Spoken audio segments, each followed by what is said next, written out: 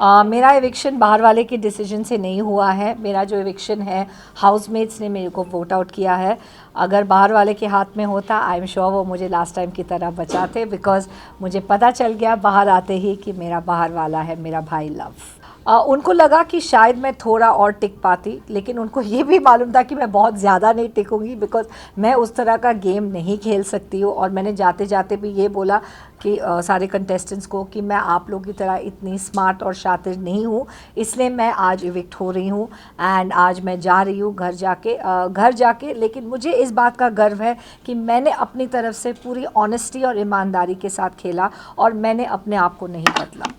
मैं ये कहूँगी कि जब हम लोग 16 कंटेस्टेंट्स इस घर में गए तो हर एक इस शो में डिज़र्विंग है, क्योंकि ये अनफेयर होगा किसी को ऊपर या नीचे लाना। बट मैं यही कहूँगी कि अगर हम इस शो में कास्ट हुए हैं तो डेफिनेटली सब लोग इक्वली डिज़र्विंग है। तो जब मेरे को ये बोला गया कि आप कम डिज़र्विंग हैं, आप वीकेस्ट कंटेस्टेंट्स हैं, ये मुझे सही नहीं लगा, बिकॉज़ ये सही नहीं है। हाँ, आप ये बोल सकते हैं कि हम आपको नॉमिनेट कर रहे हैं या आपको इविक्ट होना चाहिए for what ever reason, but non deserving कोई भी नॉन डिज़र्विंग उस शो में नहीं है, और जो लोग नॉन डिज़र्विंग हैं वो तो शो में है ही नहीं। मेरा बॉन्ड उनके साथ बहुत ही अच्छा है। मुझे लगता है कि उन लोग के बीच में जो बात हुई वो लोग दोनों ही जानते हैं।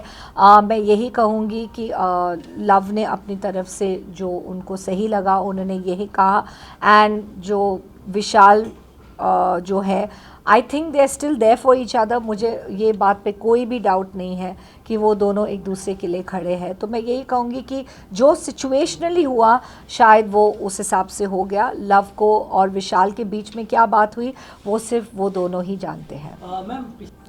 पॉसिबल है, क्योंकि अरमान का गेम प्लान जानना बहुत डिफ़िकल्ट है, क्योंकि अरमान के दिमाग में क्या चलता है, ज़बान पे क्या चलता है, कुछ पता नहीं चलता है। और मैं ऑनेस्टली ये कहूँगी कि उनके दिमाग और उनकी बातों में ज़मीन आसमान का फ़र्क है। तो इसलिए मैं ये कहूँगी कि विशाल मस्ट हैव नॉट थॉट या सोच नहीं रहे होंगे कि बाहर आके उनको इतना सपोर्ट मिल रहा है उस थप्पड़ के लिए। लेकिन I am very proud and happy for you बाबा कि तुम्हारा जो नीयत है वो सच है, क्योंकि आप मेरे को बार बार ये बात बोल रहे थे कि मुनीषा देखो पायल तो डेफिनेटली इट इज़ ऑब्वियस क्यों बोल रही है, वो फैमिली है। कृतिका उनकी सिस्टर इन लॉ है या जो भी, आई डोंट नो क्या रिश्ता है, but they are married to एक पर्सन, सो ऑफकोर्स वो लोग की लॉयल्टी एक दूसरे के लिए ज़्यादा रहेगी। पायल का शायद रिएक्शन और ज़्यादा स्ट्रॉन्ग होगा बिकॉज उनके फैमिली मेम्बर के लिए है और not as a co contestant. लेकिन मेरा रिएक्शन जो है फॉर विशाल इज़ नॉट, मैं उनकी फैमिली नहीं हूँ लेकिन एज फैमिली की तरह ही हूँ मैं उनके लिए। जी मैं यही कहूँगी कि मैं हिंसा के ख़िलाफ़ हूँ, मैं वायलेंस के ख़िलाफ़ हूँ, और हम सब ने ये बात रेज़ किया है कि ये स्टेप जो अरमान जी ने उठाया वो बिल्कुल सही नहीं है।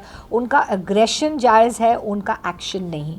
उनका दोनों में फ़र्क है। आप गुस्सा हो सकते हैं, अग्रेशन हो सकते हैं, लेकिन मैं फिर भी एक दूसरे पहलू को रखना चाहूँगी जो बहुत इम्पॉर्टेंट है, और वो ये है कि वो दोनों मियाँ बीवी है रियल लाइफ में। तो रियल लाइफ का रिश्ता को मतलब नज़र में रखते हुए मैं यही कहूँगी कि पॉसिबल है, क्योंकि मैं भी मैरिड हूँ, इट इज़ पॉसिबल कि किसी का जोश में होश खो जाना as a husband, not as a co contestant but as a husband, ये पॉसिबिलिटी है। इसलिए जब हमें क्वेश्चन कहा गया कि आपको सब चीज़ों को नज़र में रख के अपना पॉइंट ऑफ व्यू, लेडीज़ का पॉइंट ऑफ व्यू लिया, उन दीपक, लवकेश और रणवीर को कन्फेशन रूम में बुलाया, तो सब ने एक पॉइंट ये रखा कि बिकॉज रियल लाइफ में वो हस्बैंड एंड वाइफ है एंड ऐसा कोई को कंटेस्टेंट के लिए नहीं खड़े हैं, but as a husband and wife थोड़ा रिएक्शन स्ट्रॉन्ग हो सकता है। The word I am saying हो सकता है बिकॉज ये पॉसिबिलिटी है। जब आप अपने किसी से आप मैरिड हो तो आप उनके लिए बहुत ज़्यादा प्रोटेक्टिव हो, लेकिन मैं विशाल और लव दोनों के लिए बहुत ज़्यादा प्रोटेक्टिव हूँ और एंड तक रहूँगी। और मैं यही चाहूँगी कि उन दोनों का नाम एंड तक रोशन हो। एंड मैं यही चाहूँगी कि विशाल में अगर लोगों को विशाल का इमेज नहीं सही लगता है तो प्लीज़, मैं उनके साथ काफ़ी दिन बिता चुकी हूँ, काफ़ी टाइम बिता चुकी हूँ, डे नाइट उनके साथ रही हूँ। एंड मैं आपको ये कहना चाहूँगी कि विशाल एक बहुत ही अच्छा और सुलझा हुआ लड़का है from a very good background, and same thing for love. I think love ने अगर ये स्टेटमेंट, जब स्टेटमेंट कहा, उसने जस्ट एक जनरल रिएक्शन दिया. आई डोंट थिंक अरमान जी को उकसाने के लिए कहा. नोबडी एक्सपेक्टेड कि अरमान जी एक्चुअली जाके थप्पड़ मारेंगे. Nobody saw that coming. किसी ने ये एक्सपेक्ट ही नहीं किया, और ये मैं गारंटी के साथ कह सकती हूँ, क्योंकि हम लोग जब विशाल, अरमान और लव बात कर रहे थे लाउंज में, तो हम में से कोई भी लड़की या कोई और गए नहीं उस चीज़ में इंटरफेयर करने के लिए, क्योंकि हमको लगा मर्दों का है एक पॉइंट, उन लोग को, आदमियों को आपस में ही सुलझाना चाहिए. और जो भी अरमान जी का फैमिली मैटर है, जो लोग उस मैटर से जुड़े हुए हैं, इट्स बेटर कि वो लोग ही बात करें. लेकिन जो हुआ वो बहुत ही अनफॉर्चुनेट है. एंड मैं यही कहूँगी कि I guess nobody was prepared. Sana Maqbool के साथ मेरा रिश्ता जो है वो बहुत अच्छा है.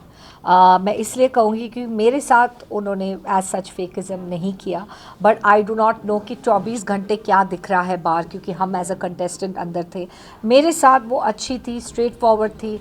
मैंने उनके साथ बहुत अच्छा वक्त बिताया. उन्होंने मेरे लिए लॉयल्टी एंड में दिखाई, जब उन्होंने सना और मेरे बीच में अगर एक को चुनना था. I am very thankful to you Sana Maqbool कि आपने अपना वोट मुझे दिया, कीमती वोट. भले मैं उससे इविक्ट भी हो गई, लेकिन आपका वोट मेरे लिए मायने रखता है. आज दिल में महल नहीं रखते हैं जब आप इविक्ट हो रहे हैं घर से. तो unfortunately I don't know what was Kritika's issue, क्योंकि मेरा और उनका पर्सनल इशू तो कभी था नहीं. लेकिन ऑब्वियसली क्योंकि मैं अरमान के खिलाफ हो गई थी उससे पहले, कलंक का टीका, और मैंने उनको मास्टरमाइंड कहा, मैंने ये कहा कि वो लोगों के दिमाग से खेलते. तो आई थिंक ये सब बातें उनको काफ़ी अफेक्ट हुई एज अ वाइफ. एंड इसलिए उन्होंने ये स्पोर्ट्समैनशिप नहीं दिखाया, बल्कि इसमें मैं कहूँगी कि अरमान ने ज़्यादा स्पोर्ट्समैनशिप दिखाया. जब मैं बाहर जा रही थी, मेरे को अच्छे से बाय बोल के गया कि, and I told him no hard feelings, it's just for the show, it's just for the game. और मेरे जो ओपिनियंस हैं आपके लिए, मैं आपको बिल्कुल बाहर से नहीं जानती, और मेरे जो ओपिनियंस हैं वो सिर्फ गेम से रिलेटेड है. और वो उन्होंने बात समझी, उन्होंने बोला येस सेम हियर, मेरा भी सेम थॉट है और कोई बात नहीं. तो उसके लिए मेरा थोड़ा सा रिस्पेक्ट उस हिसाब से है कि उन्होंने अच्छे से बाय बोला. एंड लेकिन चंद्रिका ने, जब मैंने उनको कलंक का टीका लगाया, तो उन्होंने बहुत ज़्यादा रिएक्टिव हो गई उस पॉइंट पे, और उन्होंने मेरे को अच्छे से बाय नहीं बोला, जबकि मेरा और उसका बॉन्ड काफ़ी अच्छा है. लेकिन मैंने सिर्फ उनको ये कहा कि वो थोड़ी ओवर सेंसिटिव है. मैंने उनके कैरेक्टर के लिए कभी कुछ नहीं बोला, मैंने उनकी गेम के लिए कभी कुछ नहीं बोला. मैंने सिर्फ ये बोला कि आप ओवर सेंसिटिव हो और ये आपके खिलाफ जा सकता है इस गेम में. तो मैंने एक पॉइंट आउट किया जिससे मुझे लगता है कि वो मैं इसके ऊपर काम कर सकती है या इसके ऊपर इम्प्रूव कर सकती है if she wants to go ahead in the game. लेकिन उन्होंने बहुत पर्सनली लिया. सो अभी उसमें मुझे नहीं सही लगा that they did not have the decency to say bye. But मैंने ये सोचा कि मैं बिगर इंसान बन जाती और मैं जाके बाय बोलती हूँ सबको. ठीक है, थैंक यू. लास्ट एक आपस में डिस्कस करो. सोशल मीडिया पे एक वीडियो वायरल हो रहा है जिसमें बिग बॉस के घर में यहाँ पे लाइक यहाँ पे मुनीषी मैम यहाँ पे देखिए, मैडम यहाँ पे मेरे पास यहाँ पे सेंटर में निशा जी यहाँ पे देखिए. Thank you. अरे 1 मिनट भाई, 1 मिनट, जिसका हो गया वो साइड हो जाओ. मैडम यहाँ पे, मैम यहाँ पे सेंटर में. मैम यहाँ पे सामने, मैम यहाँ पे देखिए. लाल, ये लाल. अगर आप ये वीडियो YouTube पर देख रहे हैं तो हमारे चैनल को सब्सक्राइब करें और बेल आइकन को दबाना ना भूलें. अगर आप Facebook पर ये वीडियो देख रहे हैं तो हमारे पेज को लाइक करें.